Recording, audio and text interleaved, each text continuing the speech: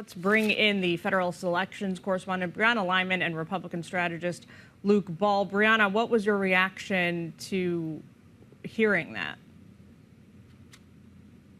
Yeah, notice he draws that, Nazi Germany, Hitler comparison. That is the universal shortcut for the left to get out of debating something, right? Instead of ever trying to prove something or someone or an ideology wrong, the left always elevates every disagreement to a struggle against Hitler. So in America, Donald Trump is Hitler, Republicans are Nazis, and apparently Israel is Nazi Germany. And when you legitimately convince yourself that this is true, like Hassan Piker has, what you are doing is you are changing the rules of the game. You are justifying resistance to Israel, Trump, Republicans by any means necessary, because you wouldn't negotiate or compromise with Hitler. You wouldn't treat Hitler or Nazi Germany as legitimate. So what he is doing is he is calling Israel illegitimate, and he is justifying resistance, including using violence, to fight them back. And the reason the left does this is because Hitler, Nazi Germany, they think it provides them a moral cover to do what they're doing. It doesn't, but they're historically illiterate, so they don't really understand that.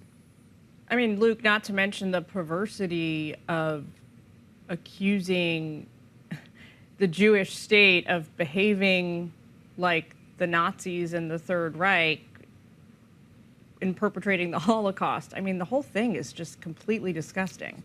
This is not serious political discourse. This guy is clickbait for anti-Semites. That's right. And every time this comes up, the left will ignore it. They'll look the other way. They won't call it out because they have this element in their party that has been pushing this type of narrative for years. And he'll overtly say this and get away with it.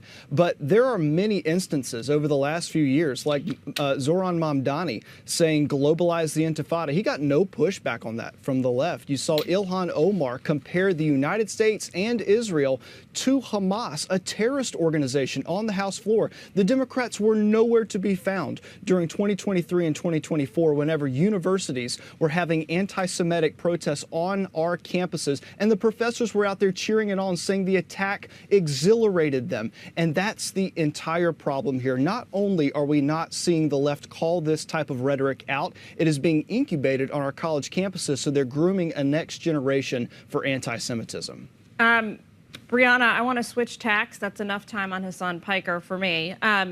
Hillary Clinton talking about former President Joe Biden. Take a listen to what she had to say.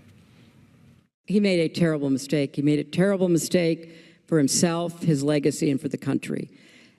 He had said that he would not run again. And, counterfactual narratives are always a bit tricky. But I believe if he had kept to that plan, we would have had a real contest. She's a woman who knows something about men making terrible mistakes.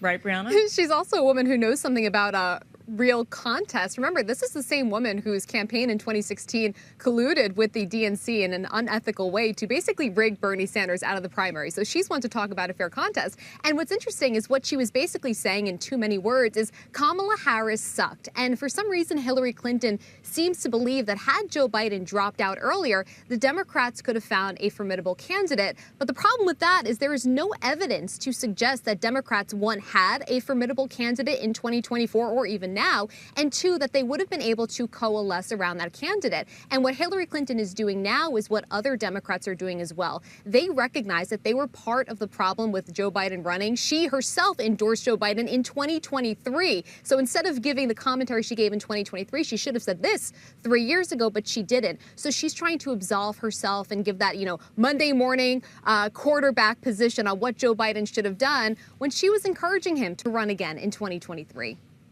I mean, it's not a bad point, Luke, to make here. Joe Biden didn't really pluck Kamala Harris from obscurity. I mean, she was a figure on the national stage, but he did kind of, by nominating her to be his VP, indicate he would hand her the torch. He then failed to do so until it was too late in the game, undercutting her failed presidential candidacy.